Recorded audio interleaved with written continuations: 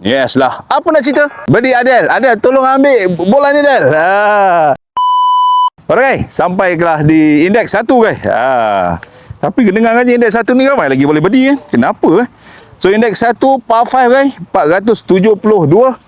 Going straight saja attack power tangki air tu guys. Kita tangki air itu di atas bukit tu. So lepas ni dia akan turun ke bawah guys. Untuk second shot. Kita tengok. Boleh tak saya letak bola center. Saya attack ke tangki air. Cuba buat straight ball guys.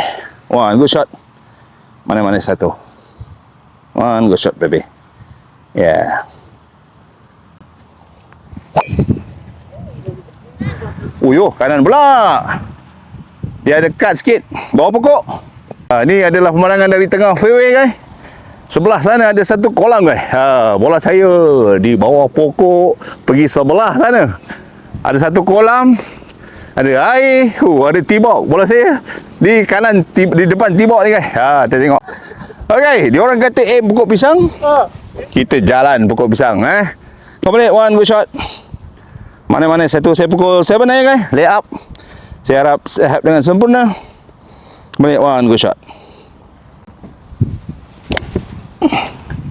Okay, nice. Selesai. Alright. Okay guys, third shot saya. Saya harap penyelamat tadi tu memberi hasil yang baik. Kita cubalah cari bedi kat sini. Satu. Saya cross bunker. Green comel je kat atas tu. Lebih kurang berapa tadi? 80 man. Oh, main curang 80. Saya main 56 degree, 3/4 swing. Tengok apa jadi. 3/4 swing. Alright, one good shot. One good shot, baby. Come on. Come on, come on. Cukup tak cukup?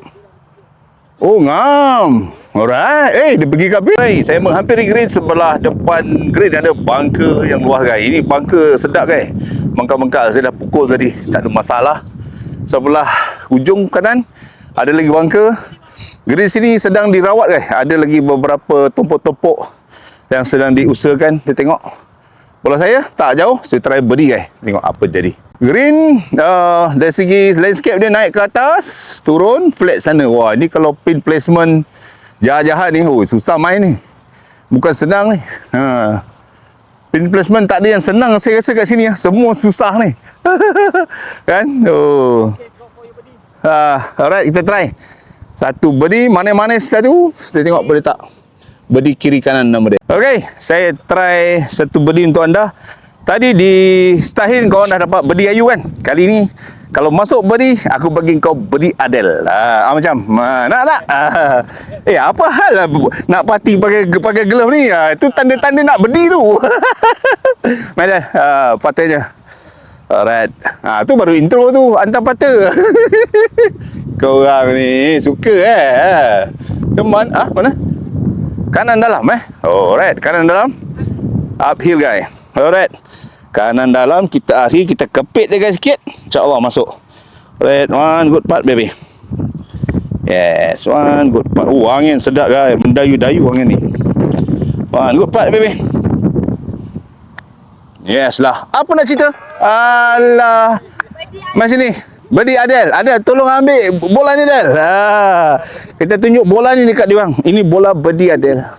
Ni bola bedi Adel. Ya, alright. Jangan marah.